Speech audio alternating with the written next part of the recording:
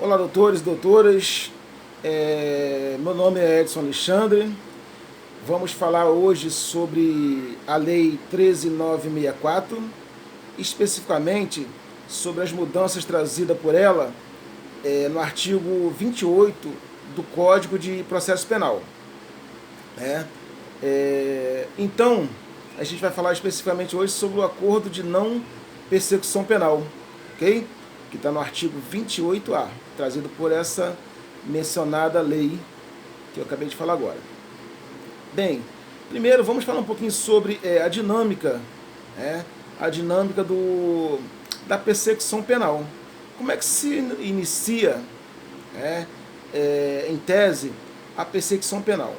Primeiro nós temos a fase de inquérito, ou a fase pré-processual, que é a fase que é dirigida pelo delegado de polícia, autoridade policial. Então nós temos o inquérito policial, que ele surge quando? Quando existe a existência de um fato criminoso e indícios de autoria, ok? E mesmo quando não tem indícios de autoria, mesmo assim o delegado ele pode fazer a investigação, que pode ser determinada de ofício ou após uma notícia crime.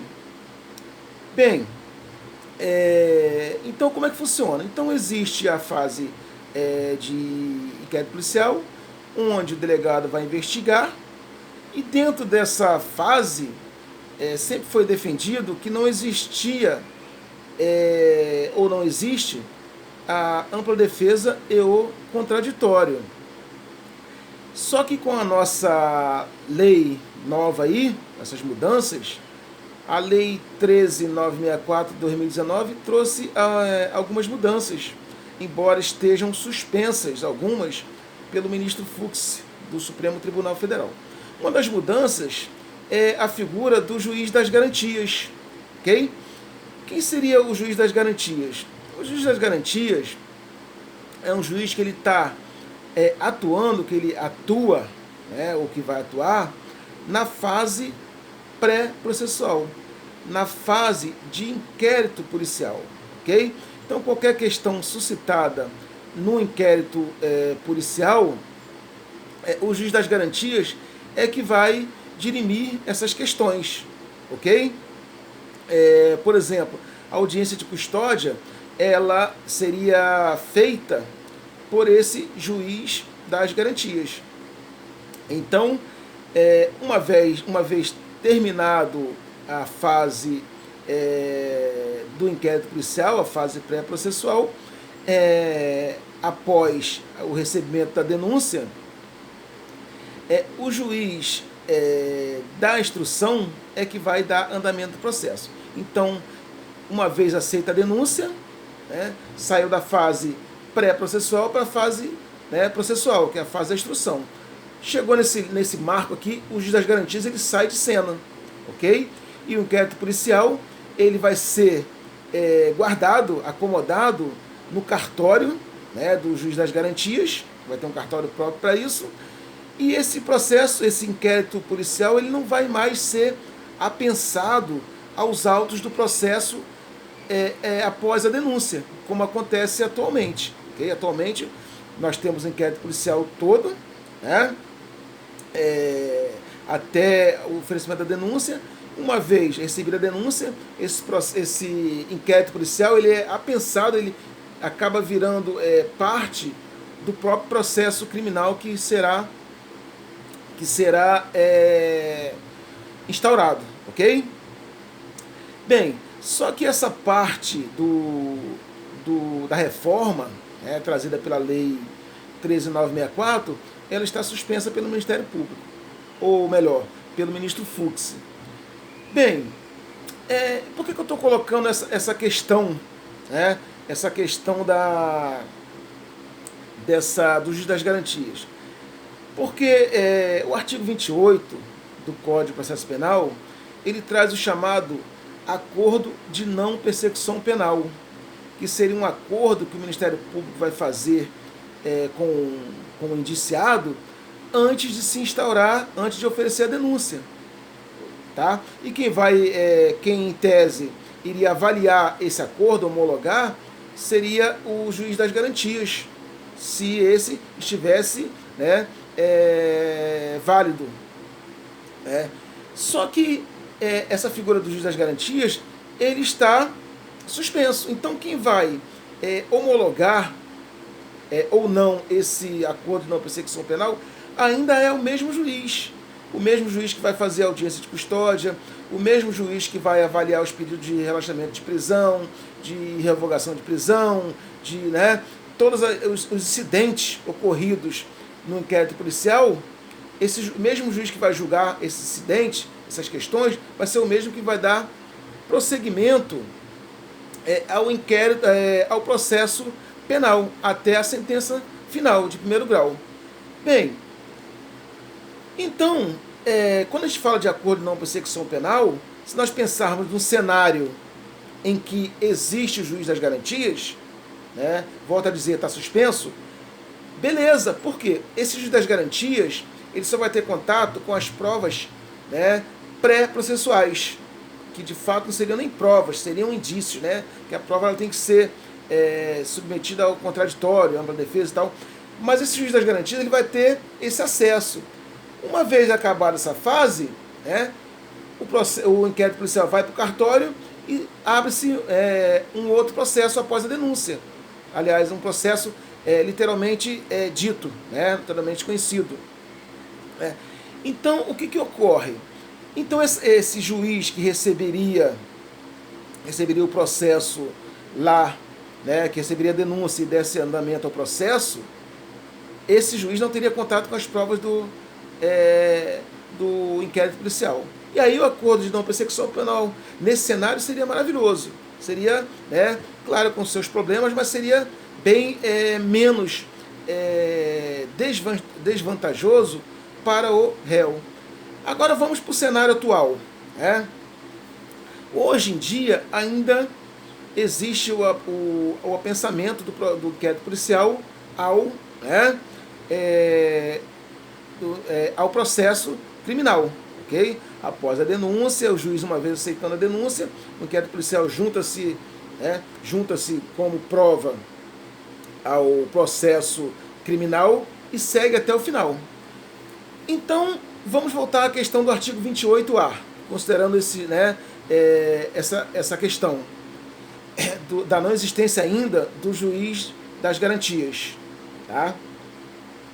Bem, em que consiste o acordo de persecução penal? Alguns autores entendem que esse acordo ele seria uma faculdade do Ministério Público, uma vez que lá no artigo 28 está dizendo que o Ministério Público poderá.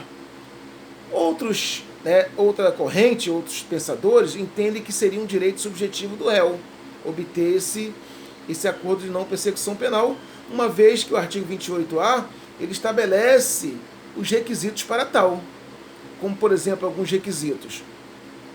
Que o crime não seja maior, que tenha uma pena mínima maior do que 4 anos, que o crime não seja praticado com violência ou grave ameaça, que o crime não seja de violência familiar, que a reprimenda seja compatível com o crime confessado pelo acusado e que, pelo acusado não, pelo indiciado, e que existe uma confissão formal e circunstancial do indiciado. Olha que questão, olha o problema aí. Então, quando para o réu formalizar um acordo de não persecução penal com o Ministério Público, ele tem que confessar o fato criminoso. Uma confissão formal, ou seja, reduzida a termo, e também circunstanciada, ou seja, com detalhes de todo o fato criminoso, de tudo que aconteceu. Bem, se nós considerarmos que o mesmo juiz que vai homologar esse acordo, tá, é o mesmo juiz que presidiu todas as demandas oriundas da fase processual e que vai ser o mesmo juiz que vai atuar lá no processo criminal, Tá? Nós podemos pensar que, em muitos casos, esse acordo de não persecução penal pode ser, inclusive, um tiro no pé, tá, do réu e da defesa. Por quê? O que está colocado lá no artigo 28A? Que uma vez descumprido o acordo de não persecução penal pelo indiciado, pelo acordante, o Ministério Público ele vai oferecer a denúncia. Ele tem que oferecer a denúncia. Aliás, ele pode, porque tem a autonomia do Ministério Público, mas ele certamente ele vai oferecer. E aí, quando ele oferece a denúncia, lá no acordo de não persecução penal já tem uma confissão do réu, já tem uma prova que incrimina, que incrimina o pretenso réu. Então, se eu confessei, se meu cliente ele confessou esse crime, essa confissão ela pode ser usada lá na instrução criminal? A regra é que não. Mas como que o mesmo juiz, que homologou aquele acordo, que viu a confissão, que leu o acordo, os termos do acordo antes de homologar, e posteriormente aceitou uma denúncia por descumprimento, porque uma vez que o réu descumpriu o acordo, como é que ele vai fechar os olhos para essa confissão? Certamente essa confissão ela vai influenciar no convencimento do magistrado, porque é o mesmo magistrado que atuou na fase pré-processual. Mesmo que não se possa usar essa confissão como fundamento da sentença condenatória, mas o juiz ele vai se basear nessa confissão para formar o seu livre convencimento. Ele pode usar outros argumentos de fundamentação sem mencionar a confissão, mas considerando a confissão. Usar a confissão indiretamente. Então isso é extremamente preocupante em um cenário em que ainda não existe a figura do juiz das garantias.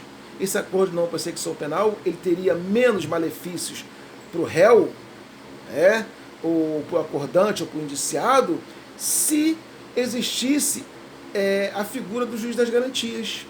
Nesse cenário, ok, mas no cenário que está suspensa a figura do juiz das garantias e o mesmo juiz que atua na fase pré-processual, que tem acesso ao acordo de não persecução penal, tem acesso a todas as provas e indícios da fase pré-processual, inclusive da confissão formal e detalhada do acordante, esse mesmo juiz, ele que vai julgar a causa, vai dar a sentença final. Então, indiretamente, ele vai usar, que não existe essa questão da imparcialidade. O juiz é um ser humano como outro qualquer. Ele tenta impor, tenta usar a imparcialidade, mas a sua essência humana acaba buscando os elementos de prova que estão lá na fase processual. Então, eu quero chegar no ponto de que, será que é vantajoso, sempre é vantajoso a defesa fazer um acordo de não persecução penal com o Ministério Público, no atual cenário em que o juiz é um juiz só, tanto para a fase processual quanto para a fase pré-processual? Nós temos que analisar isso com muita sabedoria. O advogado de defesa ele tem que buscar o melhor para o seu cliente. Então, se ele tem provas cabais da inocência do seu cliente, não valeria a pena você fazer um acordo de não persecução penal. Até porque, conforme diz o artigo 28, tem que ser imposta medidas, como requisitos lá do acordo, medidas compatíveis, reprimendas compatíveis com a gravidade do delito confessado na fase pré-processual. Ou seja, uma reprimenda, punições, lato sensu, numa fase pré-processual. Seriam condenações, reprimendas, sem uma condenação. Então pode se tornar muitas das vezes um acordo, inclusive um acordo leonino, extremamente desvantajoso para o seu cliente. Então temos que pensar muito bem nessa questão. Okay? Se o advogado tem plena convicção, tem provas cabais, robustas, de que o seu cliente é inocente, que vai conseguir a liberdade do seu cliente, então o melhor é não aceitar esse acordo de não persecução penal. O melhor é você lutar pela liberdade.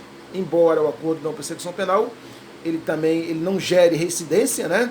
Porque ele é feito antes da denúncia, mas mesmo assim, até que ponto vale a pena uma reprimenda, né? Se você tem convicção de que o seu cliente ele é inocente. Ok, gente? Um abraço para todos aí e até o próximo encontro.